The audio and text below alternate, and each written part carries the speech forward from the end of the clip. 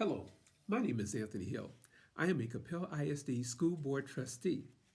During this time of year, there are many celebrations that take place. One of those celebrations is Kwanzaa. Today, I will read a book called Together for Kwanzaa. It was written by Joanna G. Ford and illustrated by Shelley Hamburger.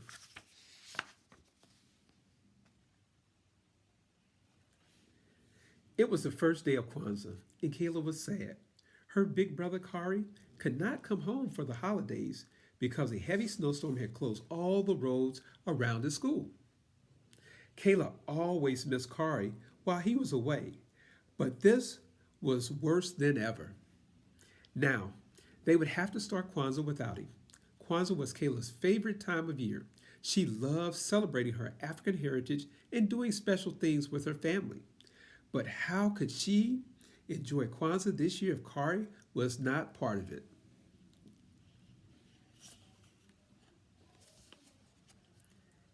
Kayla tried to cheer up.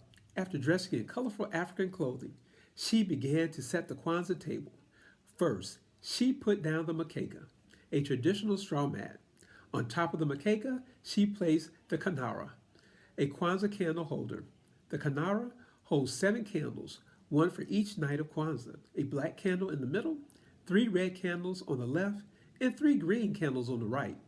The colors stand for different things: black for the African American people, red for their struggles, and green for hope and a good future.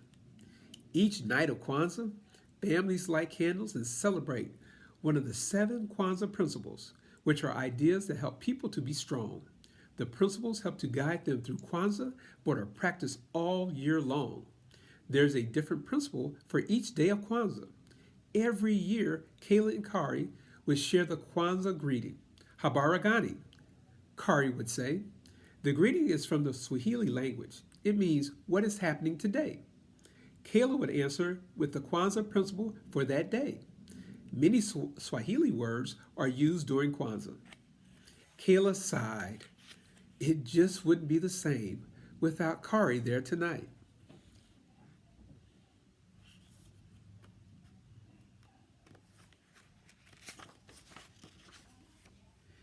Kayla's parents helped her place fruits and vegetables on the macaca. The fruits and vegetables are called mazao. They represent the harvest and the importance of working together.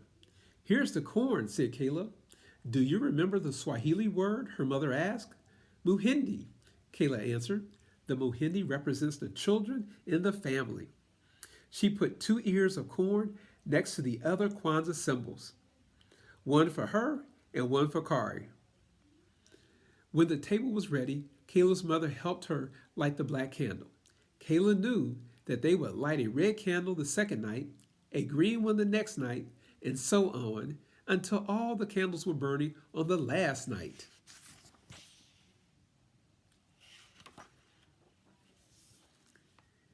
Since Kari was not there, Kayla's father greeted her.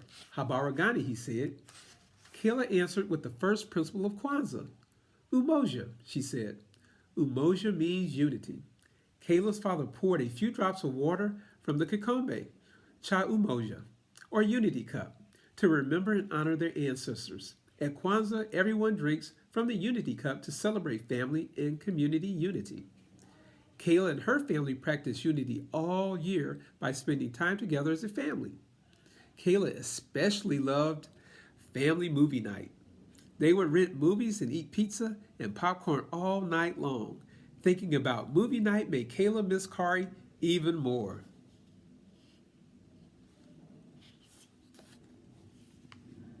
The next night, Kayla's father lit the black candle and the first red candle. He said, Kuji Chagalia, which is the second principle of Kwanzaa. It means self-determination, or deciding what you want to be and do. Kayla decided that she wanted to go to college, just like Kari, and study to become a scientist.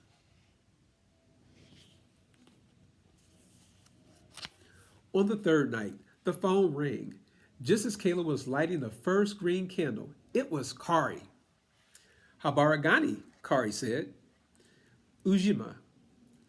Kayla answered. Ujima is the third principle of Kwanzaa. It means working together and being responsible. One way Kayla and her family practiced Ujima during the year was by participating in her school's bake sale.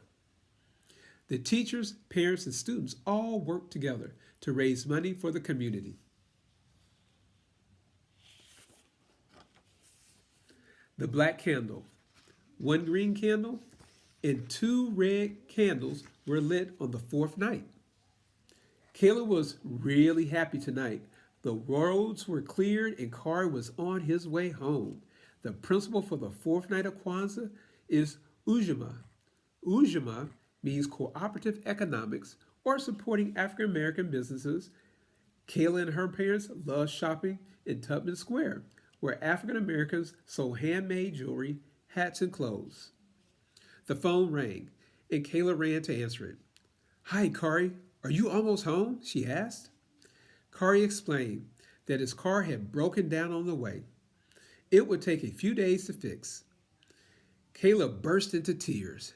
There were only 3 days of Kwanzaa left. Kari would miss everything. Don't cry, sweetie, Kari said. I'll see you real soon, I promise.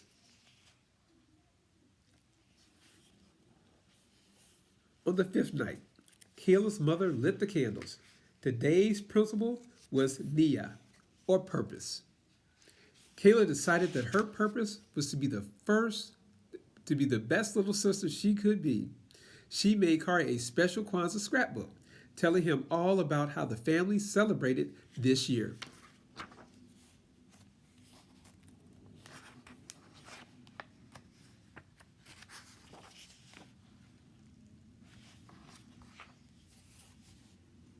Kuumba, or creativity, is the principle for the sixth day of Kwanzaa. After the last candle was lit, Kayla and her parents made lots of decorations for the Karuma. That night, the Karuma is a feast where families celebrate with friends and loved ones. Kayla made a flag using the Kwanzaa colors. It was black, red, and green, just like the candles in the Kanara.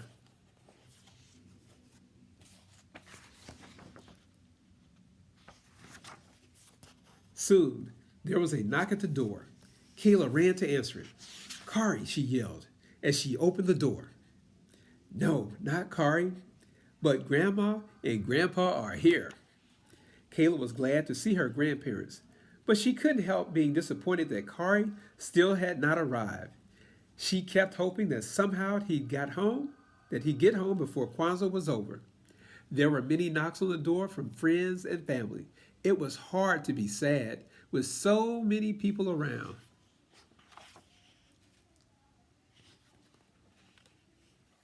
Everyone was enjoying the karamu. There was so much food. They had to have a separate table for desserts. No one heard Kari at the front door, so he just walked right in.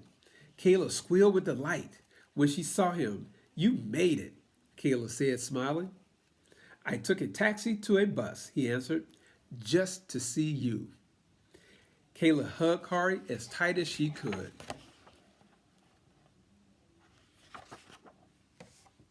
Imani, Kari whispered on the last night of Kwanzaa. Tonight all the candles glowed brightly. Imani means faith, believing in yourself and others.